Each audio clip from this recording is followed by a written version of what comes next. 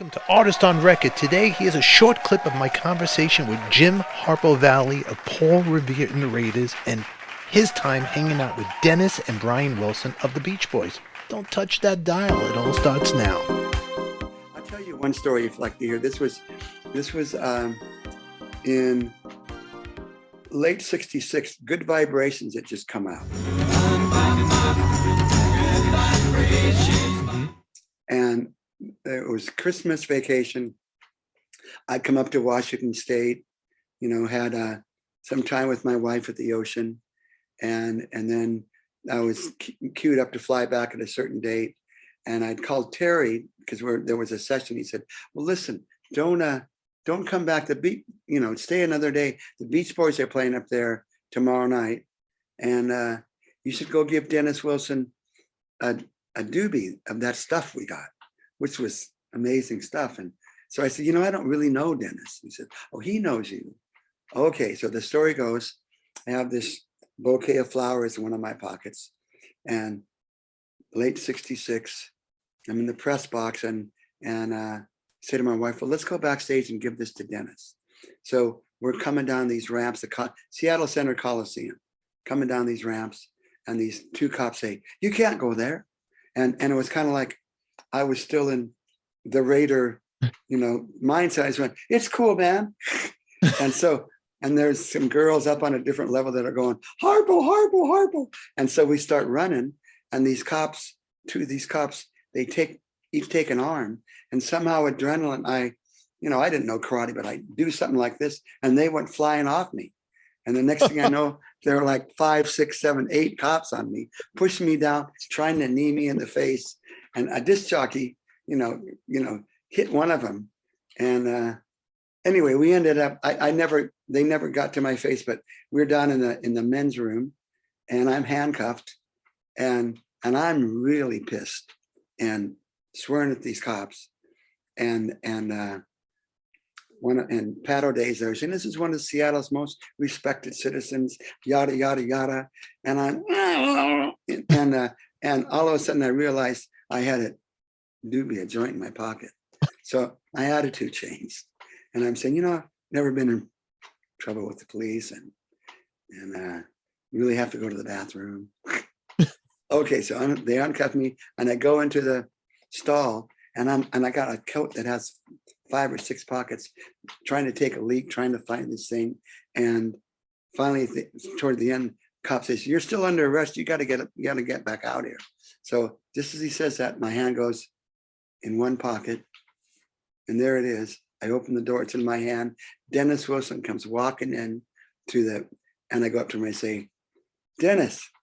He said, Harpo, you doing all right? Yeah, Dennis, Good Vibrations is just a killer song. I'll see you after the concert. He leaves.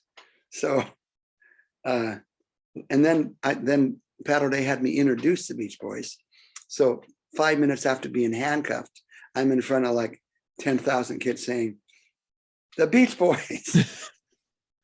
and then I get home back to Laurel Canyon, and I get a call from Terry. Mm-hmm. One morning. He said, listen, Dennis and I are going to go for a motorbike ride around the top of Laurel Canyon. You want to come with us? Yeah. So we had Yamaha had given the Raiders motorcycles. So I'm going on this bike ride with them. And we ended up at Carl Wilson's house. And it was a smoke out. And Dennis is, yabbering and yabbering.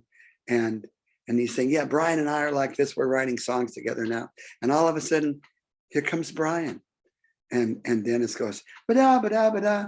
And Brian says, shut up, Dennis, you're muttering. And Dennis kind of sinks down. And then Brian looks at Terry and I said, you want to come up and see my tent? You know about his tent? No. He had this tent, had an Arabian tent set up in his front room. Huge, circular, silk, paisley, big giant cushions in there. And he also had a room in his house, a piano room, where it had sand delivered that go up to above the pedals. So anyway, Brian takes us up in his Rolls Royce. I'm not sure how I got out of there that night, but up in his Rolls Royce, and we're both sitting in this in this tent, 3 of us. And before, almost as soon as we got in there, Terry's on a pillow and he goes, toots, and he passes out. And then Brian looks at me, and I'd met him briefly, and he looks at me and says, so have you ever had any spiritual experiences? And well, I think I'm having one. And then whatever answer I gave him wasn't to where he wanted it or wanted it to be. And so he leaves, and I'm sitting there in this by myself. Terry's sleeping, and I hear this piano music. So I kind of followed this hall and come into this room, and there's like, I don't know, 6 or 7 people kind of leaned up against the wall. And here's Brian playing piano stuff with all the sand. And that's as far as my memory goes. I didn't make it back home. That's it. You just remember the sand, the piano, and that's it. You got somehow you got out of there. I can't remember how I got back to my car or wherever, or my house. It was a fog. Yeah. So Love and Mercy. Do you ever see that movie? Yes. Yeah. So they show a little bit of that tent, which is with a very diminutive view of it, and then of his sandbox. Dennis Wilson. I mean, that night when we met, and he said, "Oh, we met at such a high place, with the cops, and he said that we're going to be friends forever. I want to take you around the world on my yacht." And he had just big, giant, egotistical kind of stuff. That was Mr. Jim Valley, and you could get Jim Valley's music. I'll put links in our description down below. Check that out and hit the bell to be notified. We'll be releasing more episodes of our conversation with Jim. Until then, we'll catch you all later. Mwah.